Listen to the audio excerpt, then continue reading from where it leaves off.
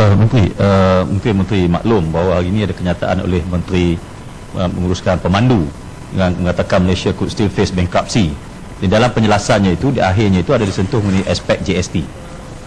Ya, jadi adakah kerana ini kenyataan ini datang daripada Menteri, ya, apabila dibaca oleh orang awam dia akan menggambarkan komitmen Menteri, ministerial statement. Jadi rasa Menteri tolong jelaskan adakah pendirian Menteri yang mengatakan bahawa untuk mengelakkan bankrupt dan sebagainya, dan antara untuk menunjukkan negara dengan izin globally comparative, GST perlu dikenakan. Adakah ini pendirian kerajaan pada hari ini? Mohon penjelasan. Terima kasih Datuk Ketua. Saya nak bangkitkan soal pengumuman yang telah dibuat sekian lama bahawa GST akan dilaksanakan oleh pihak Kasta Diraja Malaysia, yang mana pada perbincangan belanjawan yang lalu kerajaan telah mengumumkan beberapa kos yang telah dibelanjakan, dikeluarkan untuk pihak Kasta Diraja Malaysia untuk sebagai proaktif untuk mempersiapkan mekanisme pelaksanaan. Tetapi ada satu pengumuman baru yang juga disahkan oleh pihak kementerian, mengatakan bahawa sekarang lembaga hasil dan negeri akan diberi tanggungjawab, dan perkara ini diumumkan juga secara jelas oleh Perdana Menteri semasa persidangan CEO The Fork di Kuala Lumpur. Dan satu perkara yang mustahak saya sebut dalam perbahasan, iaitu pengesahan Menteri Kewangan dan juga Perdana Menteri yang GST akan dilaksanakan selepas pilihan raya. Ini disebut dengan jelas apabila ditanya oleh wartawan dalam dan luar negara, dan ini mendapat liputan yang begitu meluas.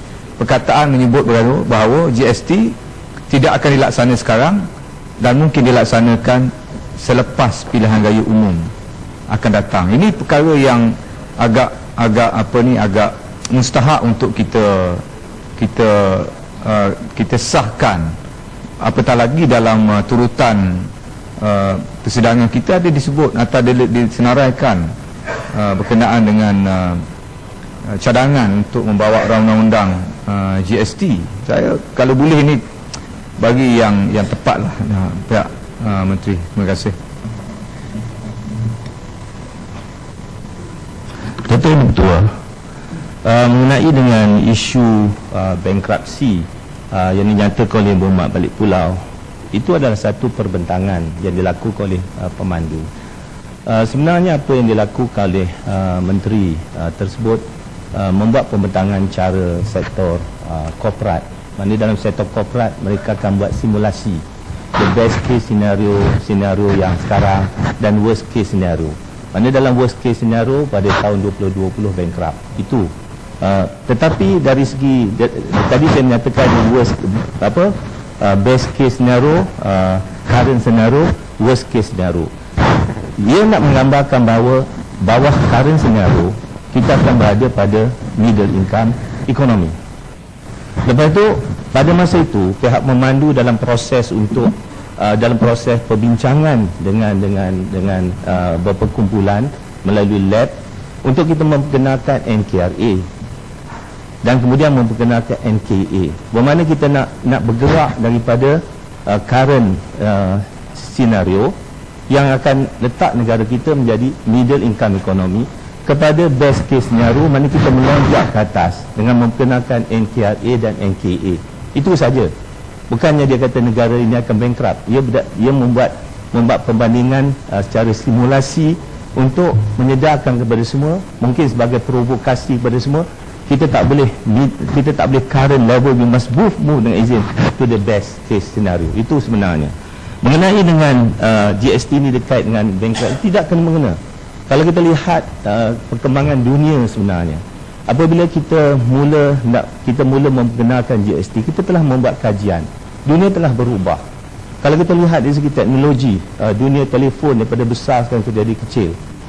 Dunia televisyen sekarang sudah banyak berubah. Dunia kewangan juga telah berubah.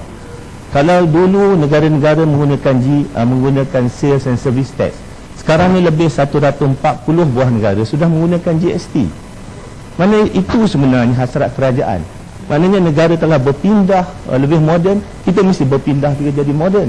Dalam kajian kita pula, di kawasan ASEAN hanya Myanmar dan Brunei saja yang belum melaksanakan GST.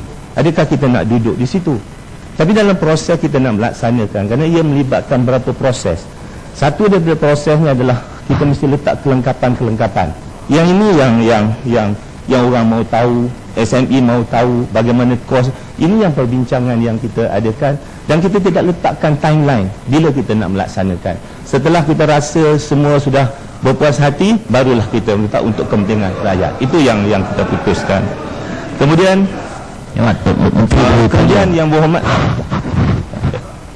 Yang berhormat Indra Mahkota menyentuh tentang liputan akhbar. Saya dan Seri Datuk Yang Ketua, saya pegang kepada peraturan Parlimen. Di dalam Parlimen kita tidak boleh menggunakan liputan akhbar sebagai evidence. Jadi saya berpendapat tidak perlu kita berbincang sesuatu yang ditulis dalam akhbar. Kalau kita ada satu dalam YouTube itu mungkin boleh, tapi kalau dari akhbar tak perlu kita bincangkan. Boleh